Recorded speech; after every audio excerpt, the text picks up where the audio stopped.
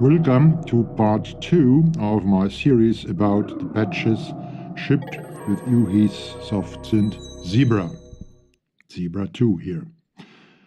A short note at the beginning, please. Please listen also to those some words at the end and don't just skip them. Thank you. Well, the patch now. There are three chains, three main components in this patch. Oscillator 1, the two FMOs, and the chain oscillator 2 VCF1. Let me play each of these chains solo to find out what each of them contributes to the sound. The whole sound at first, then each chain solo, and then all chains together again at last.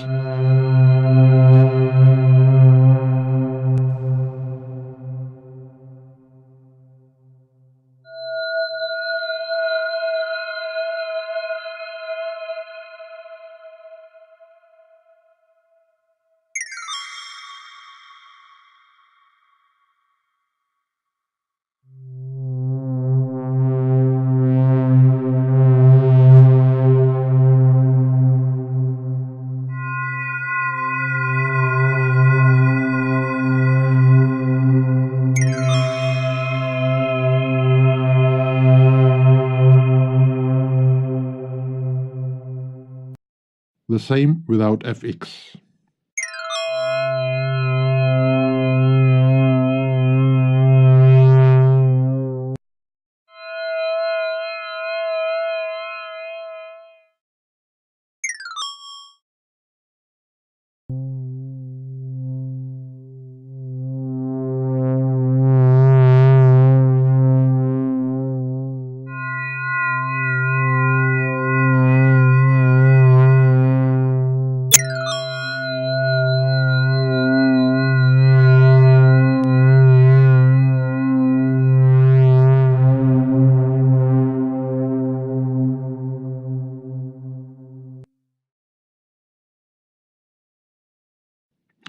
Neither the modulation matrix nor the sequencer are used in this patch.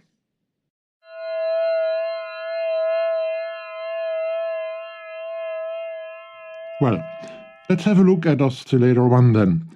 But alas, the drawn spectrum and the spectra the signal analyzers show, well, they are different. And what's more, the spectrum is permanently changing. Well, of course, the selected waveform is modulated by LFO2. Therefore, the waves and their spectrum morph into one into the other according to the LFO's adjustments. I switch the LFO off and voila, the drawn spectrum and the spectrum the analyzers show, they are identical now.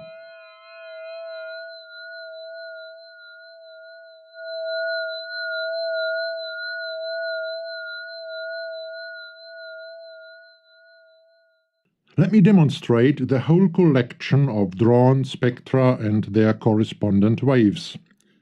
I push the LFO's panel up to first position next to the oscillator 1 and place the analyzers between them and the wave selector to get a nice overview about what's going on. Then I switch the oscillator to single mode and switch the vibrato off.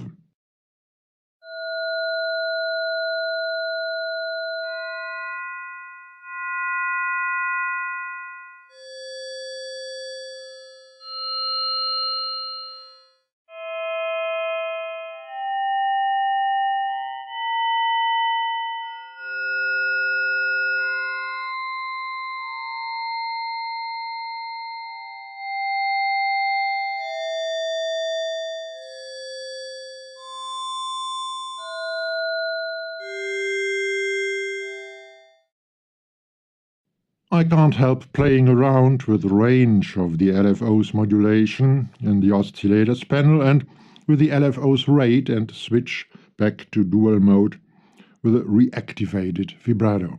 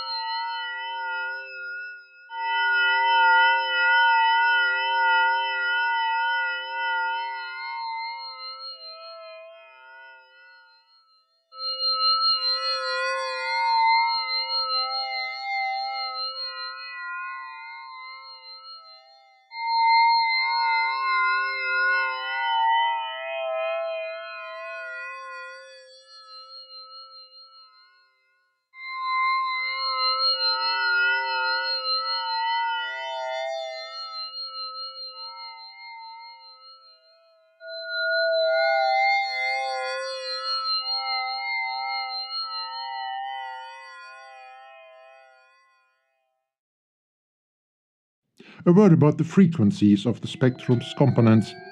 They are not part of the natural overtone series with frequency relations of 2 to 1, 3 to 2, 4 to 3, and so on. They build so-called inharmonic frequency relations and give the sound this touch of bells, therefore.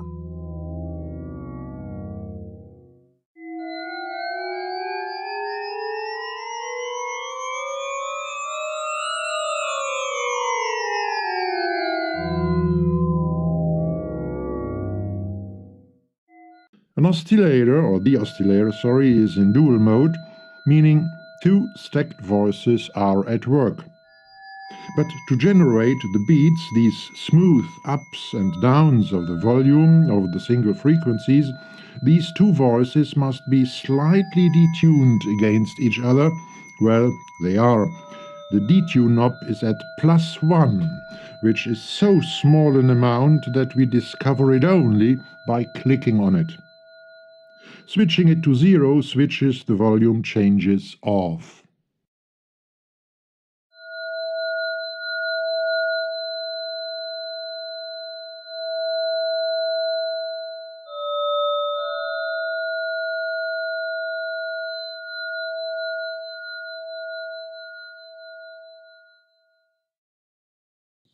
Let me demonstrate the 4 different oscillator modes in combination with detune. In single mode, detune lets us do some fine-tuning of the pitch of the sound. Indeed, we can tune the pitch by 50 cents up or down.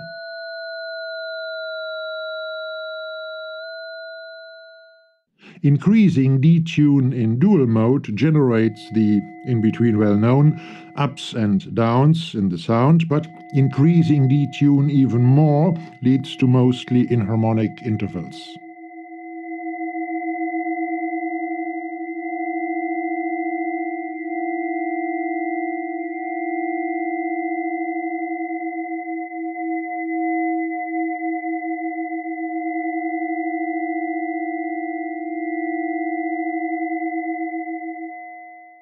The same amount of detune can sound more friendly again when I switch to quad mode with 4 stacked voices. Spreading the detuning across all 4 voices makes the sound quite full.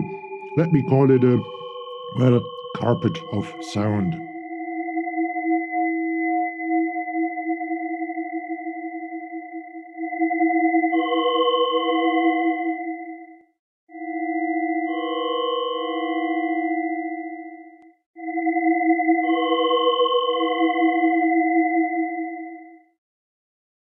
Using all 11 stacked voices of the last mode, called 11, well, what else? Well, this intensifies the effect, the, let's say, carpet of sound effect.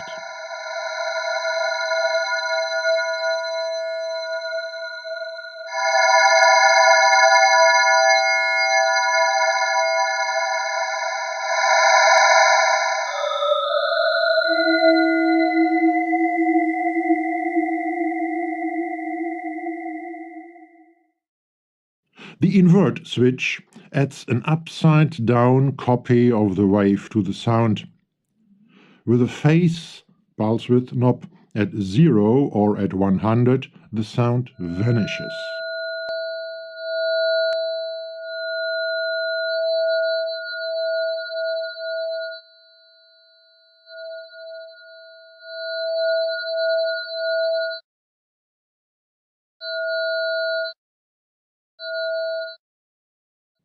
The sound vanishes because all modulations and adjustments concerning the phase of the wave work only on the wave's original, not on the copied version, and with the phase pulse width knob at 0 or at 100, the original wave and its copy have a phase difference which leads to cancellation.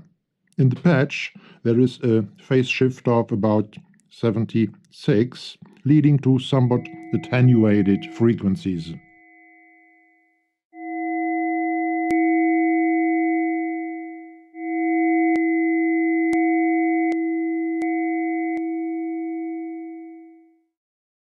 looking at the oscillator's effects panel, we discover an unmodulated effect here. It's Hypercomb, adjusted to a negative value. Hypercomb just adds 3 copies of the wave to the wavetable, and with negative values and without modulating this effect, it doesn't change the sound a lot here. With positive values, the phases of the 3 added waves are shifted at random, which makes a bigger difference, of course. And increasing the oscillator's resolution, which determines how fine the steps between the individual wavetables are, increases the effect of Hypercomb as well.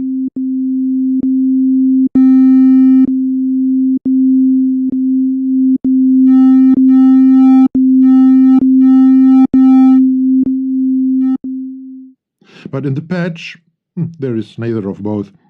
The value of Hypercomb is negative, and the resolution is even less than default. So the effect of Hypercomb is rather minimal here. The oscillator's mixer panel at last. Well, here we don't find any surprises. The volume is at maximum, same as is the stereo separation of the 2 stacked voices. Well, let's leave the first column of the sound and go to column number 2, the 2 FMOs.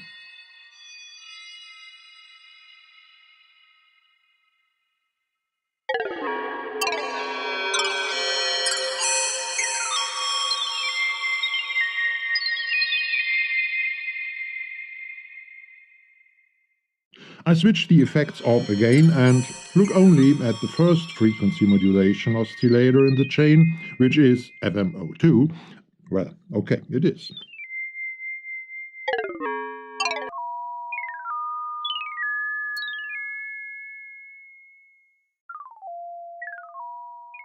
Well, frequency modulation is far more complex a thing to completely be explained in this video, but there is a whole series of workshops about frequency modulation on my channel, and please visit them for more profound information about the matter. I'm going to explain only that much, what is essential to understand the preset I'm talking about here and today. In the lower FMO panel, we can choose which waveform the unmodulated FMO produces.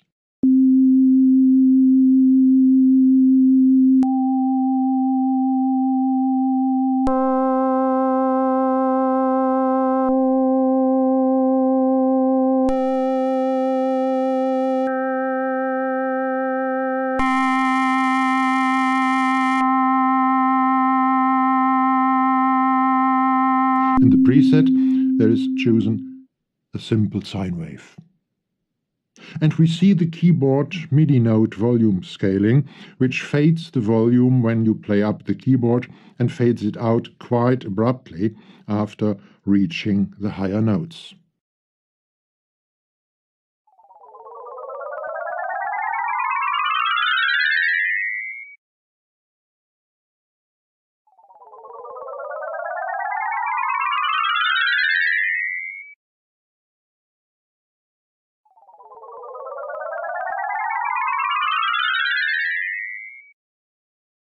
But we must not forget about the general tuning of the FMO.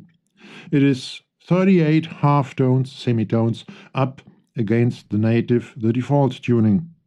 Therefore, even with the upper MIDI notes dimmed, we reach up to quite high frequencies of about, 2400 Hz, which is a bit higher than C8 on the English scale or the 5 gestrichenes C on the German scale. But the tuning is modulated. It's modulated by the MSEG1. And, not really a surprise, there are steps drawn in the MSEG1 so that we get this cascade of falling frequencies we have been listening to for the last few minutes.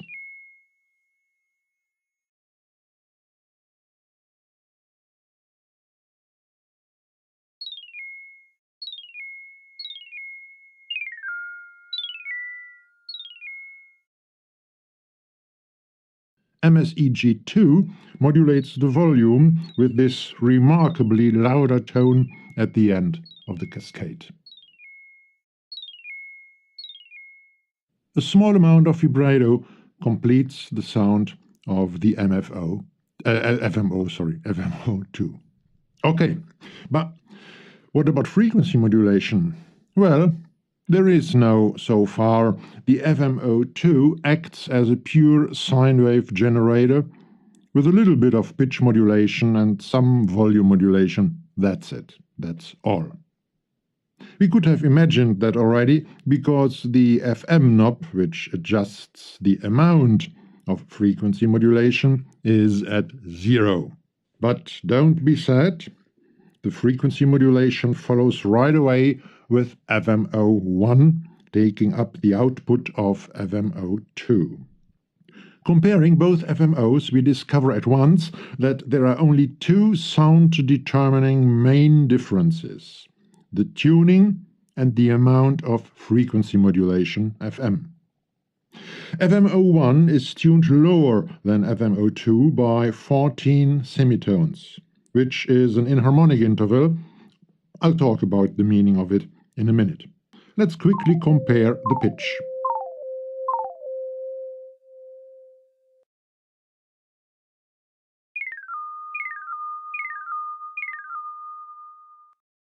Let's do away with some important but minor interesting differences first. Minor interesting for our analysis here today, of course, only. The FMO1 runs in stereo mode with the stereo spread at maximum, and the amount of vibrato is a little bit smaller than that of FMO2, as well as is the volume. But I want to talk about frequency modulation now, at least a little bit. With frequency modulation, there are two factors which determine the sound. The frequency ratio between the modulating and the modulated oscillator, and the amount of modulation, what is the energy the modulator puts into the modulation chain. The modulating oscillator, in the patch it is FMO2, is called, well, the modulator, of course. Not really a surprise. The modulated oscillator, in the patch it is FMO1, is called the carrier.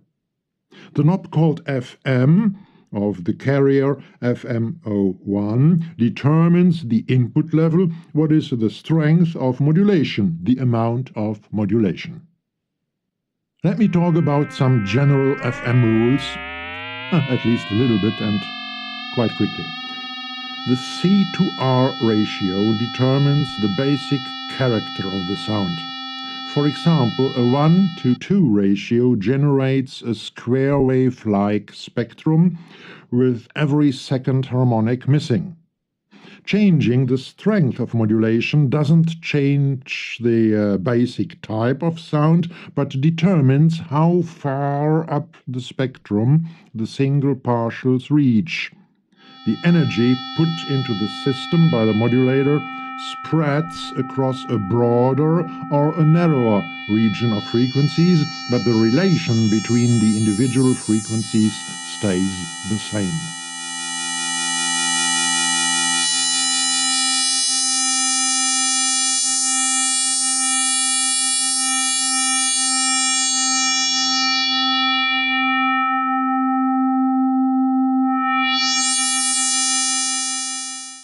Frequency relations, C to M ratios of a more complex kind, for example the ratio of 14 semitones, leads to metallic or bellish sounds as we find them in the preset.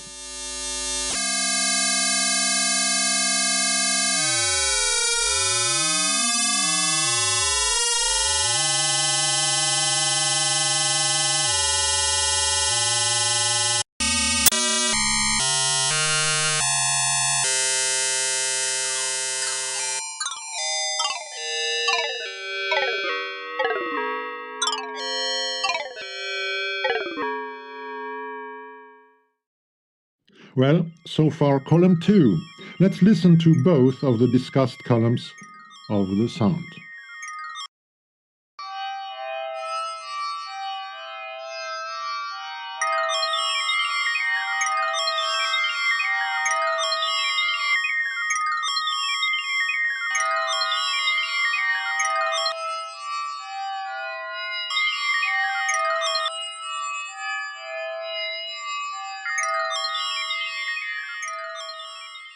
Column 3 then, the chain oscillator 2 and VCF 1.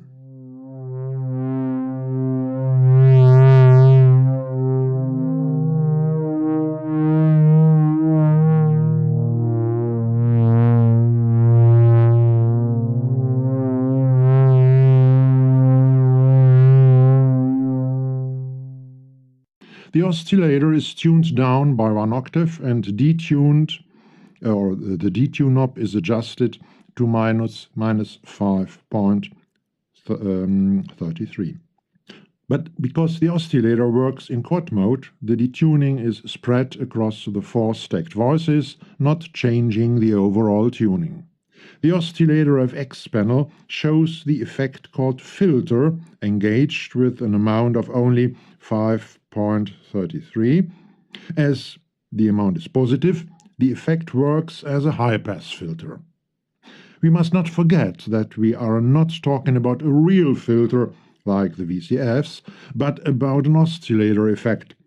One difference is that this, let me call it still filter, generates a slope of 100 decibel per octave. Let me demonstrate this by increasing the amount of FX.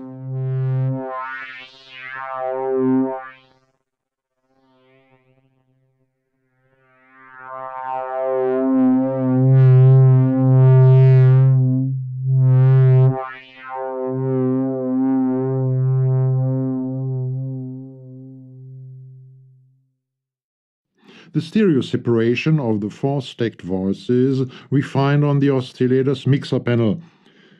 The blue and the green curve in the signal analyzers show how the width knob causes on the sound.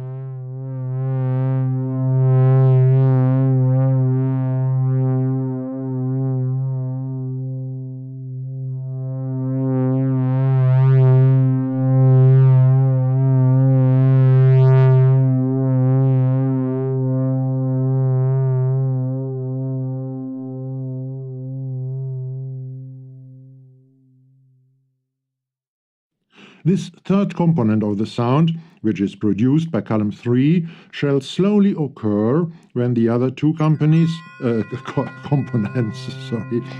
columns 1 and 3, are slowly vanishing.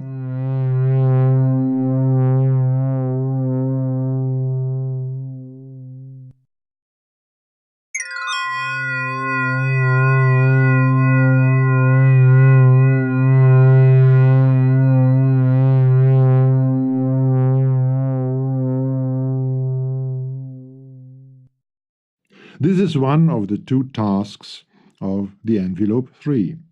This envelope modulates the volume as well as the wavetable.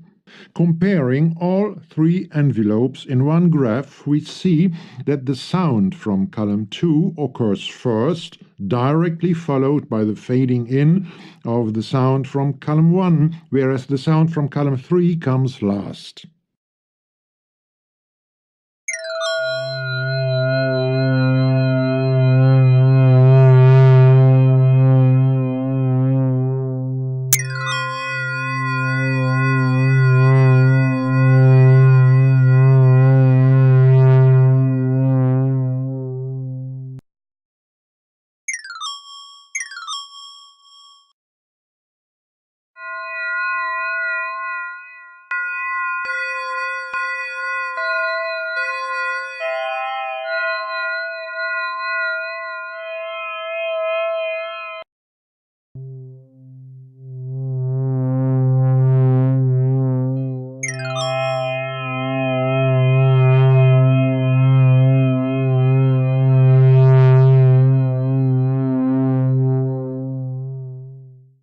The sound from column 2 fades away to 0, to a sustained level of 0, whereas the other 2 columns deliver sound on and on.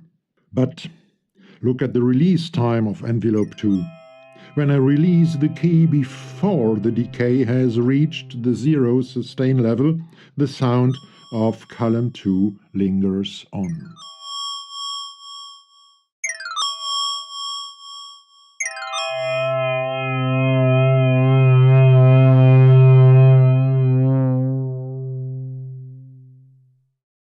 In the effect section, the cutoff frequency of the low-pass filter can be modulated by the modulation wheel of our controller keyboard.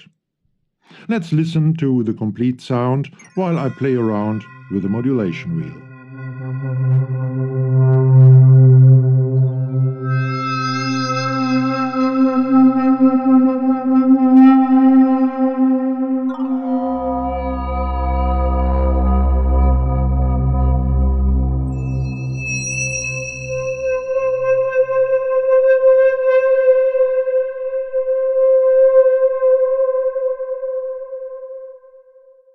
VCF1, the filter now. The filter's type is low-pass vintage 2, an analog style 24 dB filter. The filter's cutoff frequency is modulated by envelope 3, as is the volume, but not by the full, but by a smaller amount, an amount that's just enough to generate this brass-like beginning of the tone. Let's listen to the sound with and without the modulation.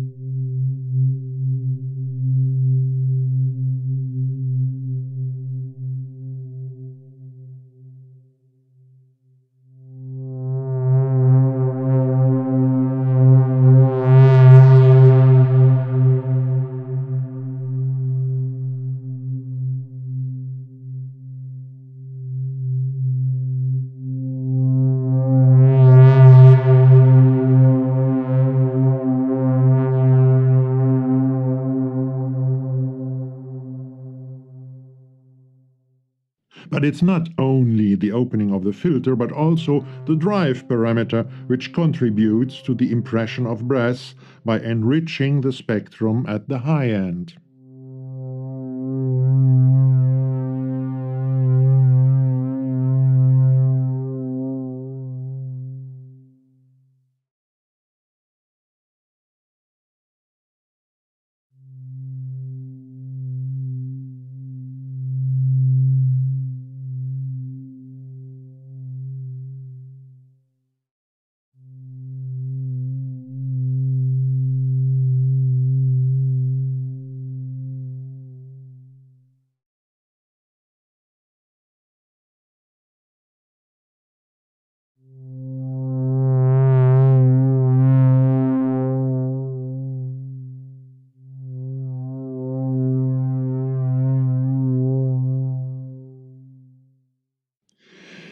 All right, as this is not an in-depth tutorial but a simple patch analysis, I'll stop talking about the given patch now and spend some thoughts on the question, what can I do with this sound? In other words, which parameter can I adapt to my individual needs without making a completely new patch? I can change the MSEG1, of course.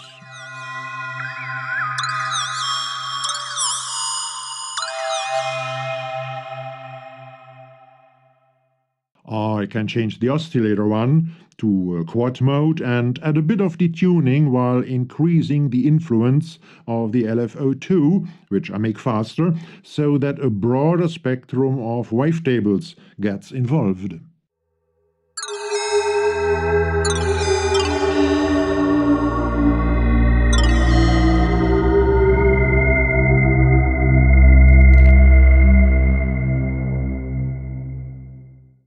I can change the carrier to modulator ratio, the frequencies of the FMOs, and increase the influence of the MSEG1.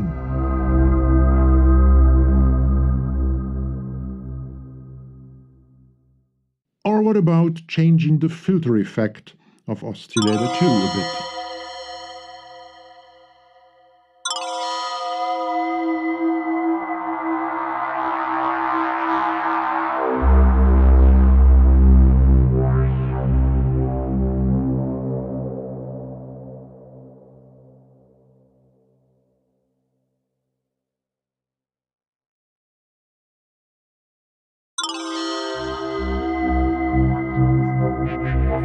I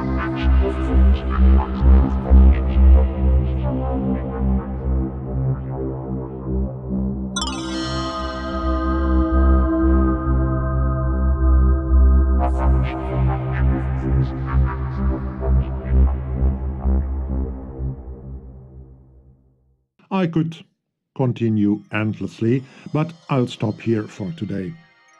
Please don't skip my following few remarks. Thank you for watching.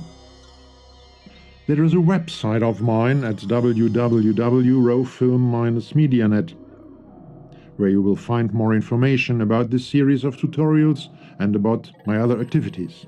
You can also download all drafts and graphics of this tutorial from there. There is also a forum there, the Deep Sound Divers Coffee House, where you can discuss my videos.